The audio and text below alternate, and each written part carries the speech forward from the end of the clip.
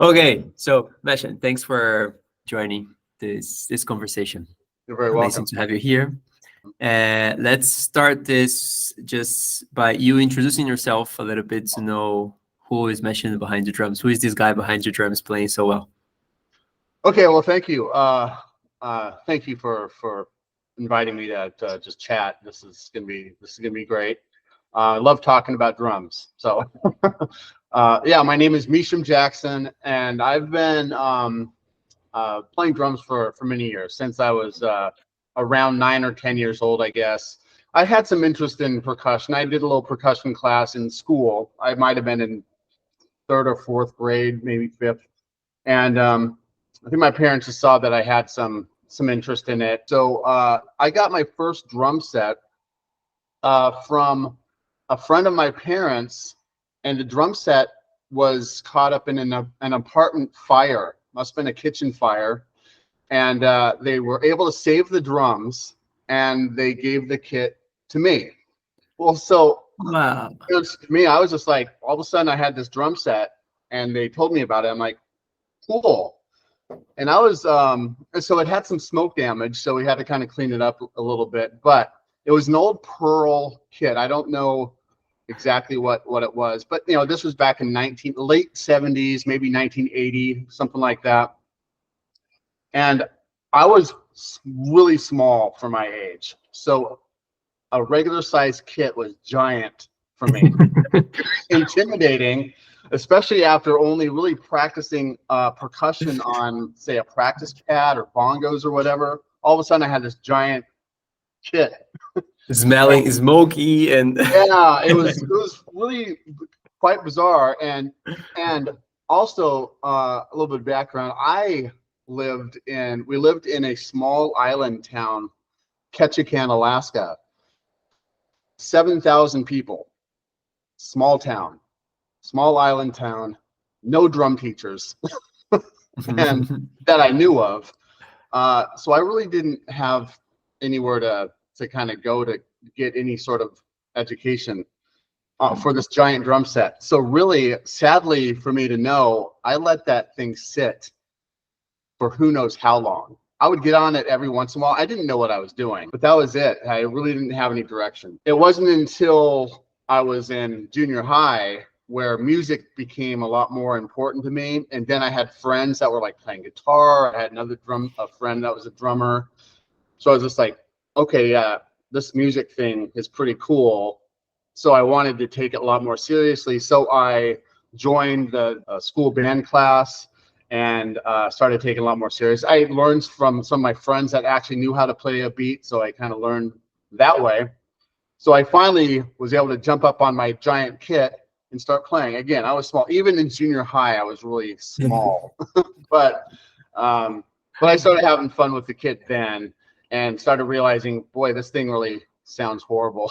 So I needed to tune this thing. This thing is sounding horrible.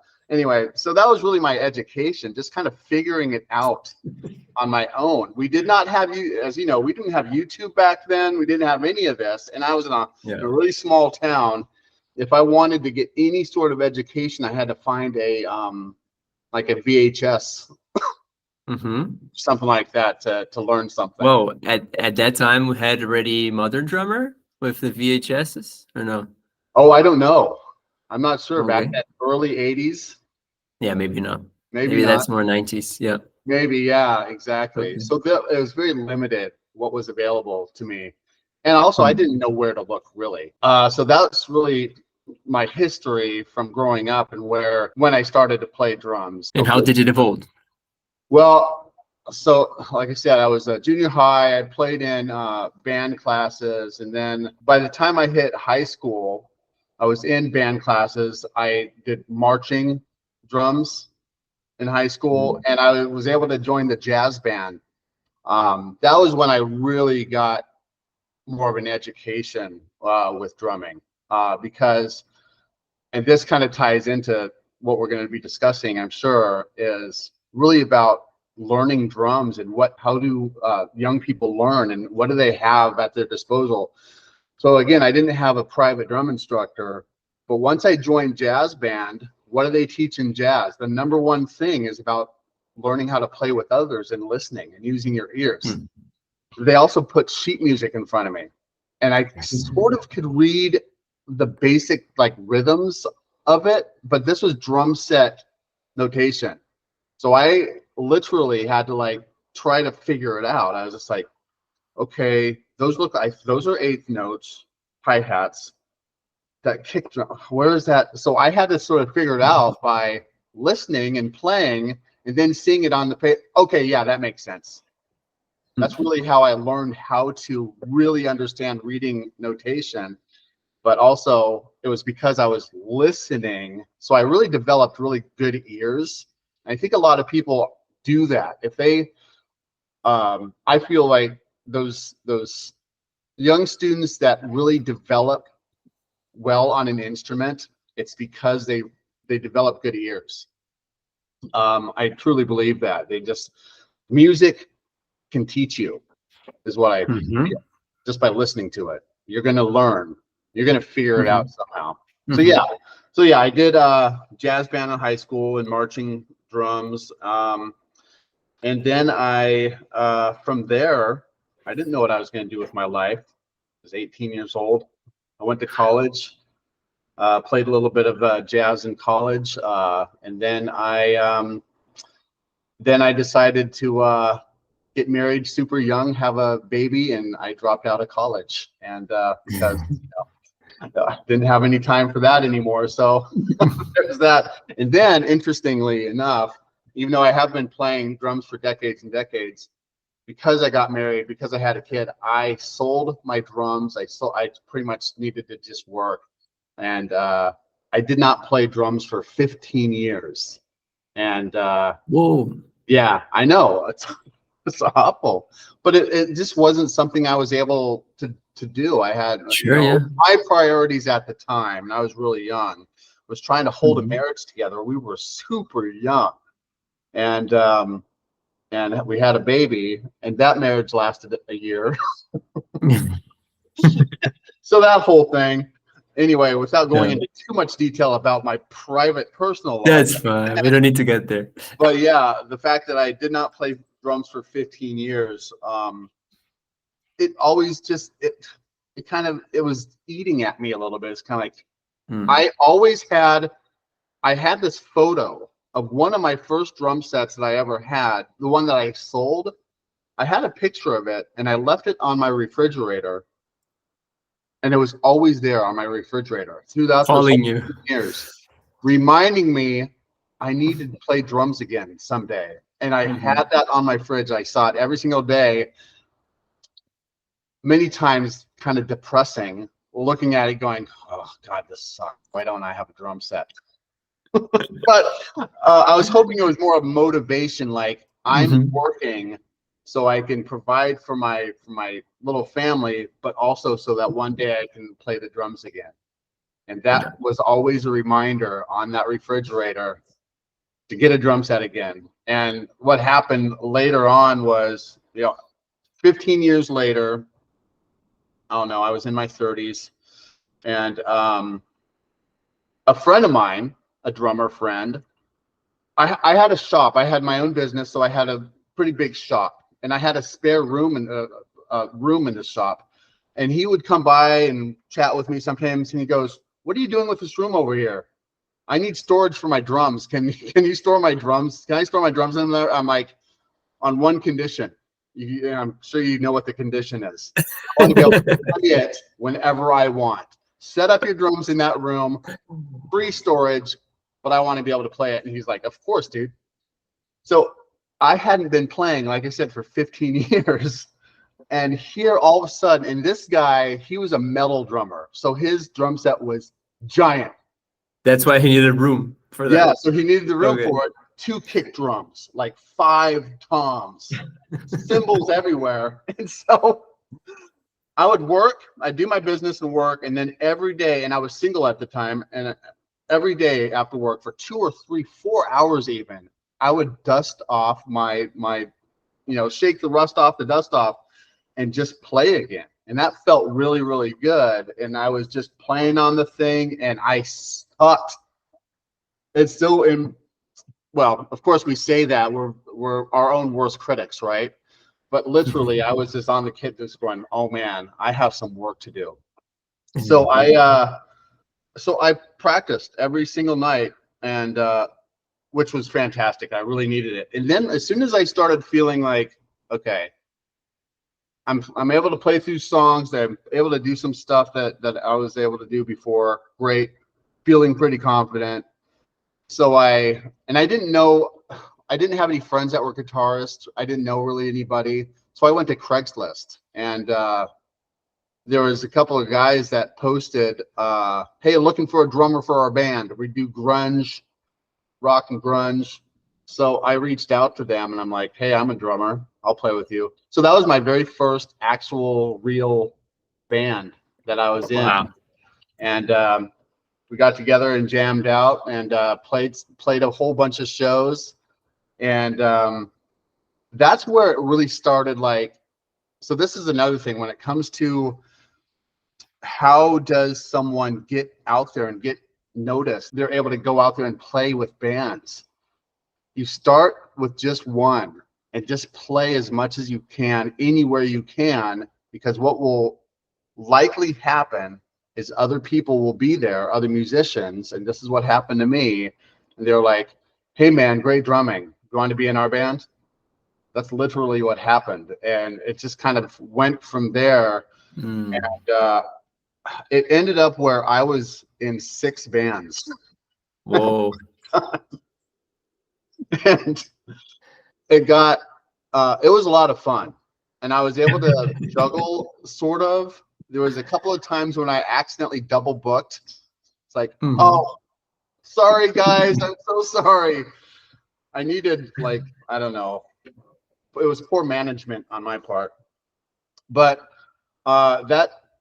so that's kind of where it went, from not playing for 15 years, getting in a band, and playing, and then meeting a whole bunch of other people, playing music with some other bands, going out there and playing. And I learned a ton, because even though I felt pretty confident in my skills, I still wasn't quite there until I got to experience playing different genres of music. So I played in that grunge band, and then I played in a reggae band.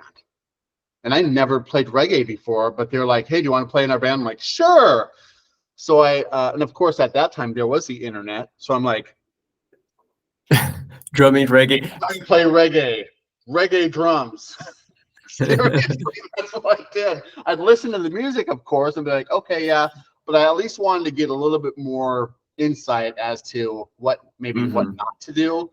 So I did that, played in that band, played in some jazz bands, played in some funk bands, blues, a lot of blues bands, a lot of those gigs.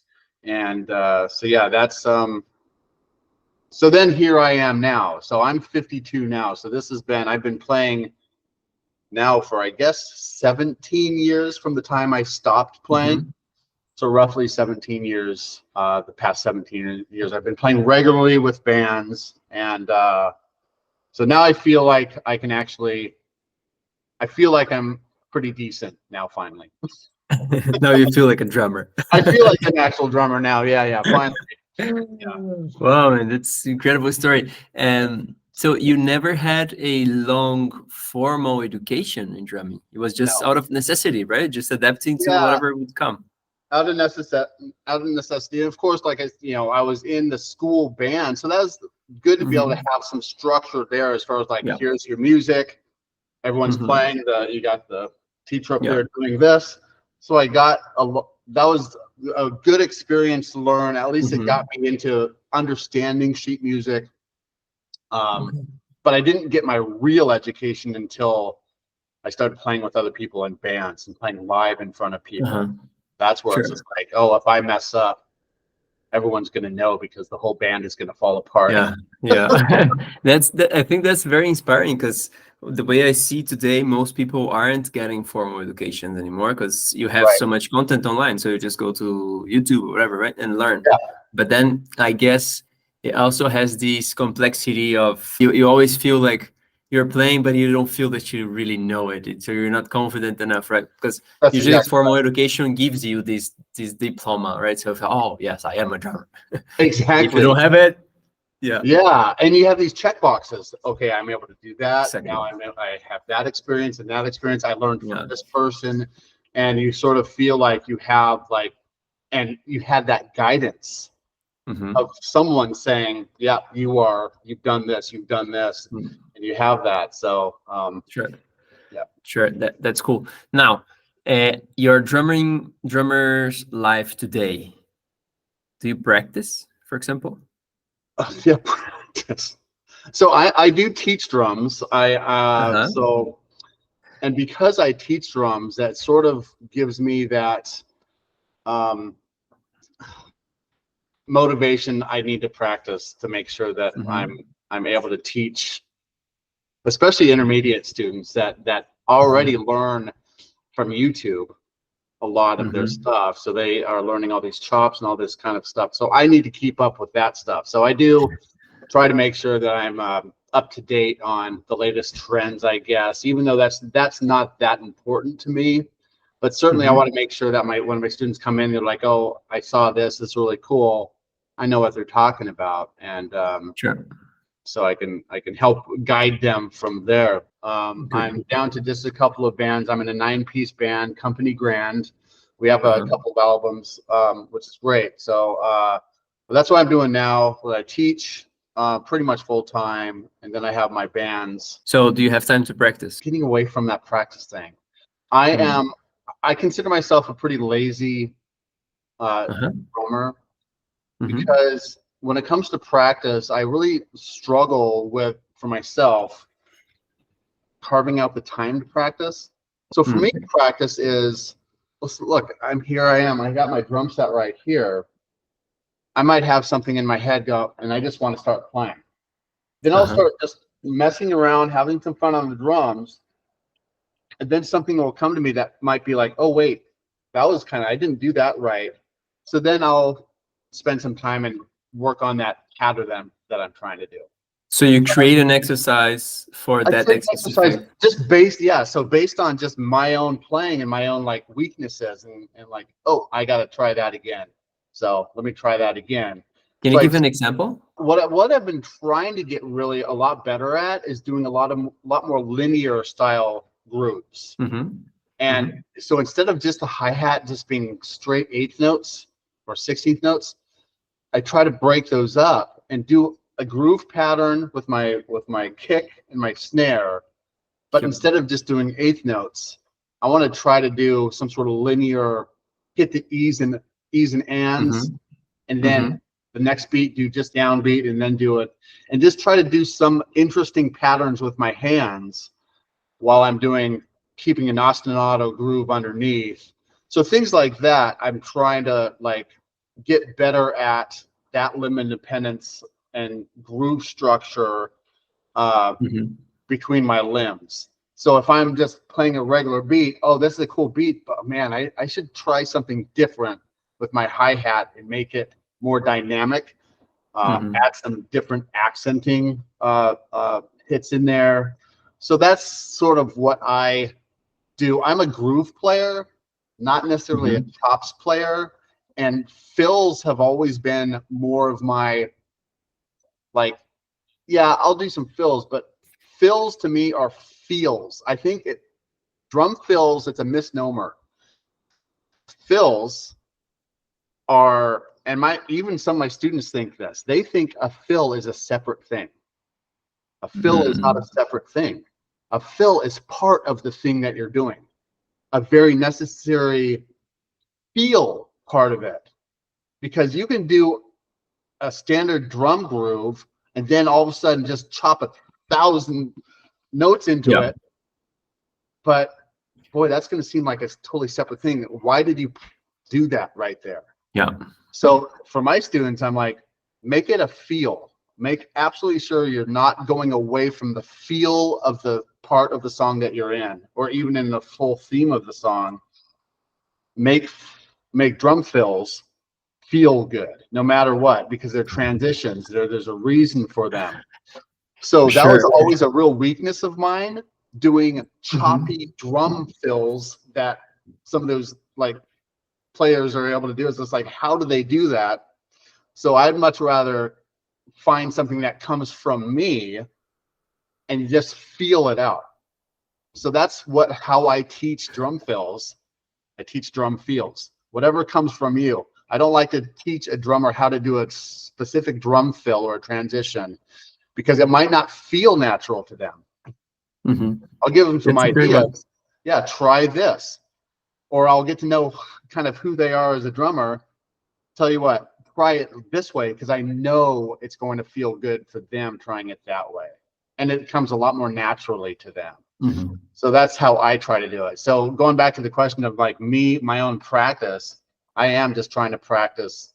When I do practice, I am trying to just come up with different ideas for my own, for grooves or for drum fills that Mhm. feel natural to me. I'm not ever trying to, I need to play this drum fill or this groove exactly like this. I'll get the general idea, but I try to make it my own Mhm. no matter what. I can relate a lot to that. Like I think we're similar Yeah. drummers in that way. Yeah. Well, that And being said, when it comes for me, I am a rock funk mhm. drummer. That's Mhm. who I am. Mhm. I tell Mhm. my students, if you can be really, really good at a couple of genres, you can be a professional drummer. You can go out there and Yeah. do all kinds of stuff. Yeah. If you want a lot more gigs, learn jazz, learn blues, do all that Yeah. kind of stuff. But some people are not amazing at some of those genres. For me, Afro-Cuban stuff, Latin styles, they are so hard. That's some of the hardest music I've ever tried to learn.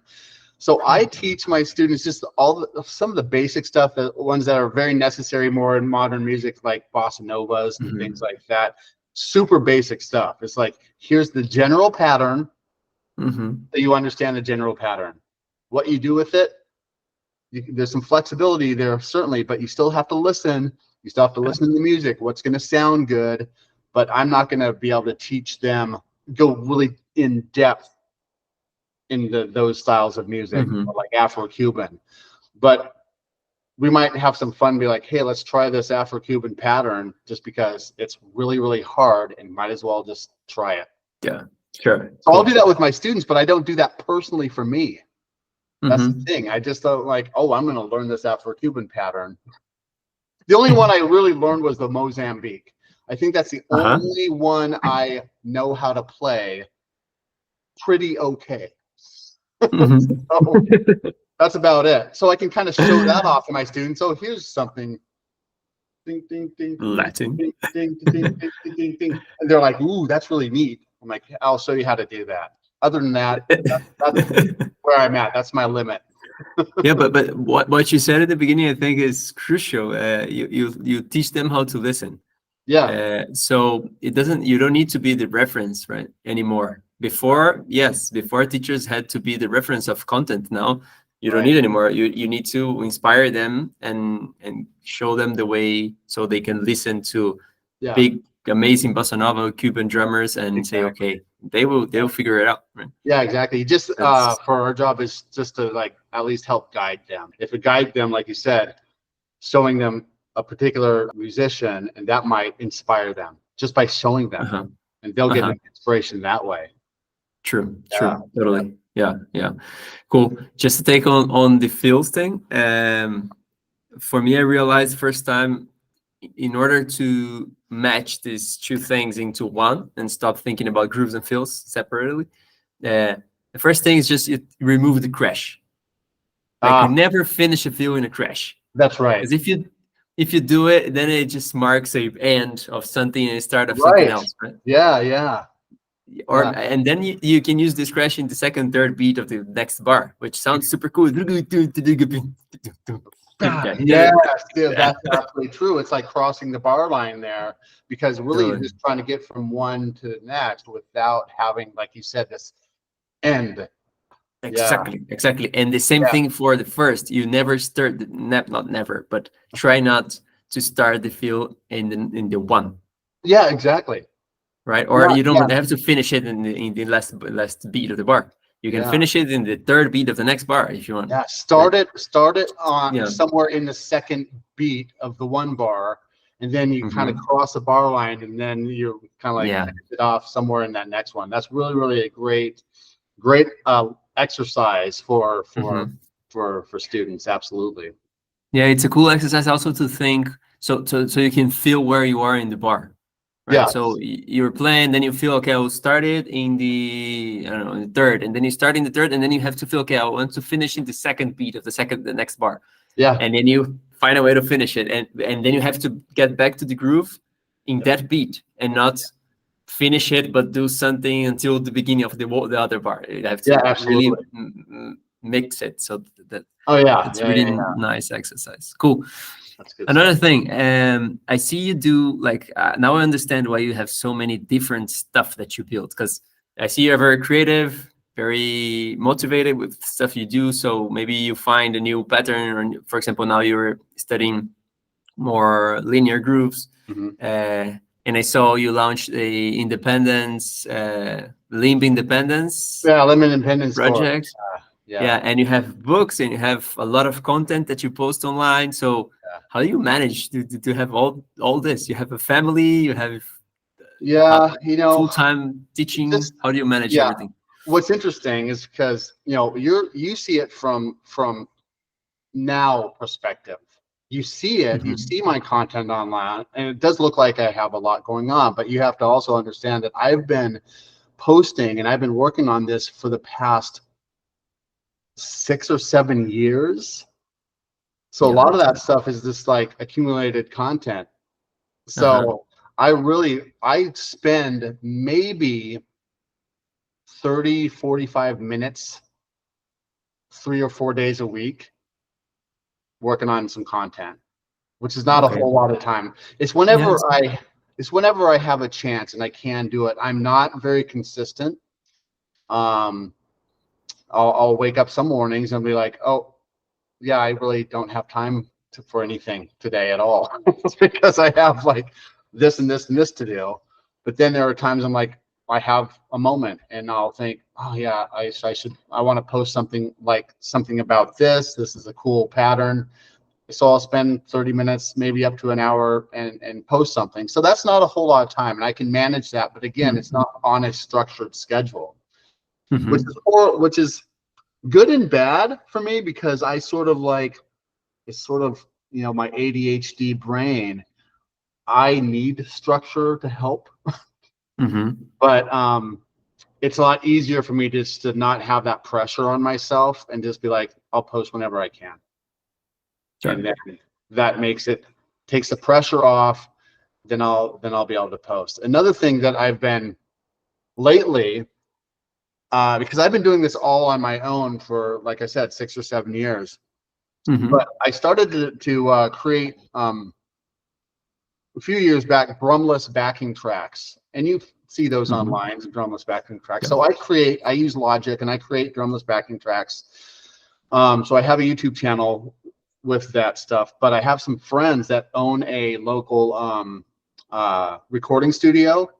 They're Somni Studios, and they're actually going to be partnering up with me to develop backing tracks specifically for, especially like beginner drummers or intermediate drummers that are really trying to like work on specific things in their drumming. That's cool. Yeah, so we're working on that now, but I say that because I need accountability. I need an accountability partner. So, okay, this is what we're working on. Oh, what do I need to do? This is what I'm doing. Okay, I'll make sure I get this done by this date. Okay, pressure's on me, but I'm going to do it. So I sort of I need that, but I'm really excited about it because I'm working with my friends, and we're going to be working on something that's going to absolutely benefit a whole lot of drummers out there. And I think we're going to talk about maybe some tools that are out there and what's available for people out there. Of course, we all know YouTube. Everyone uses YouTube, but what else is out there? There's apps. Yeah. Of course, there's apps. And like I said, these backing tracks, and it's really great that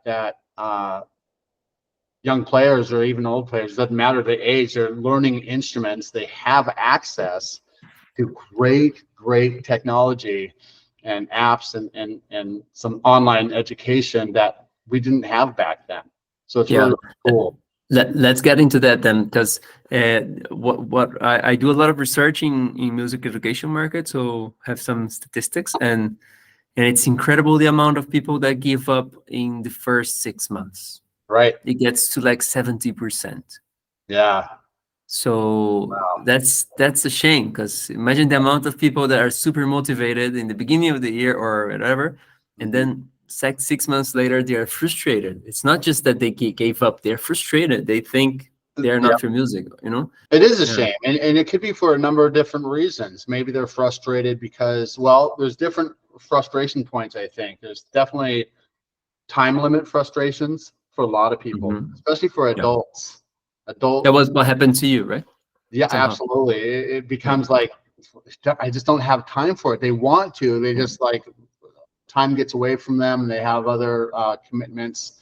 They just can't. So that's a frustrating thing. And I do have a number of adult students, and some of them over the years certainly have dropped off because they just say, you know, I feel bad coming in every week, and I just did not practice. Yeah. So I'm like, I totally understand. This is not the right time for you. So time is a real big factor. But also another one is just feeling that like they can't, like their own self-belief. Like, this is a struggle. Yeah, it's going to take some effort, but I think some people are just succumb to just that feeling like, yeah, this is really hard. Maybe I'm not really cut out for this sort of thing. That is the biggest shame. Yeah, but isn't it a comparison between result and expectation?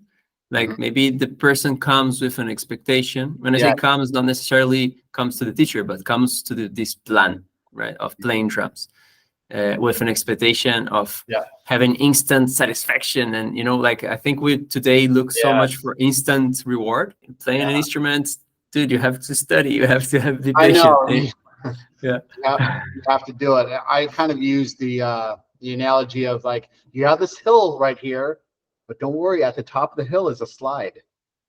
That's when the fun happens. But you really got to work your way up this hill for a while, and then you get to go down the slide. Okay, now it's a lot of fun. Do you think your students, you can keep the students motivated? What are the things that make them stay? As an educator, I try to make absolutely sure that they always have a little win, something that they feel like they accomplished. As long as, even if it's the smallest thing, as long as they're always feeling like they're little is light. Yeah.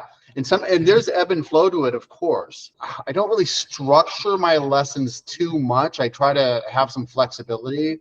If I notice that a student is just kind of like, you can just tell that they're just kind of like they're losing it a little bit. I'll change things up, and then we'll just do nothing but listen to music, and only something that, hey, what have you been listening to lately? Let's check that out. We might have been working on a song for weeks, and they're sort of getting, but then it's like they're starting to get a little bit, maybe a little bit bored or whatever. Hey, let's put this aside. What have you been listening to lately? A lot of students don't expect a teacher to just ask them that, because they just are expecting the teacher to teach. This is what you're learning today. This is what you're doing. I'm always telling my students, what are you seeing on YouTube? What's the latest cool thing that you saw on YouTube or whatever? And then we'll just have our lesson just based on that. And I think students really in my experience, I think they need that, and they like that. It's not an always thing. It's just every once in a while you just need to change things up a little bit, and that helps keep students motivated to keep coming in to practice. That makes sense. Just like this, us talking, we're just chatting about stuff. We were joking earlier about, oh, this is a serious interview. No, it's not. Same thing with music lessons. Let's just make it a conversation. Music lessons is a conversation revolving around music, and that's really it. We're just talking about music and sometimes kind of learning some stuff.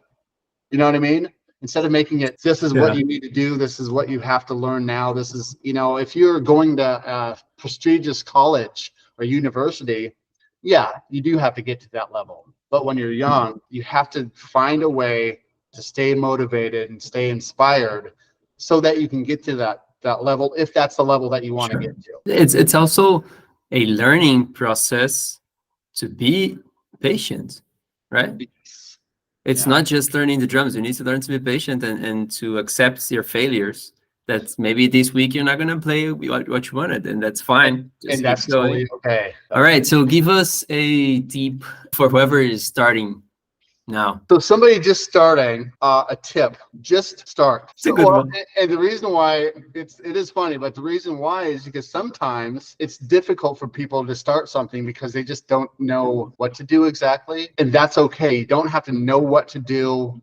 Yeah, it's great if you're able to find a teacher because they can direct you. But if you don't have that availability, you don't have that option, just start. Listen to music and just jump on some drums and just do what you feel and just see what happens from there. And I know that sounds kind of interesting or strange to some people, but really you can just get something out of just listening to music and just tapping along to it and doing that. And of course, going beyond that, just stay inspired. Just play. Just no matter what, just get on the kit, even if you completely suck. Suck until you don't. How about that? That's the tip. Okay, I'll get that one. I definitely agree with you. Definitely. Okay, Meshem, thanks a lot for sharing you're very all welcome. these insights and thoughts. And let's keep talking, and I will schedule a class with you. I want to teach. I learn from you too. Sounds good. Thank you so much. Thanks, man.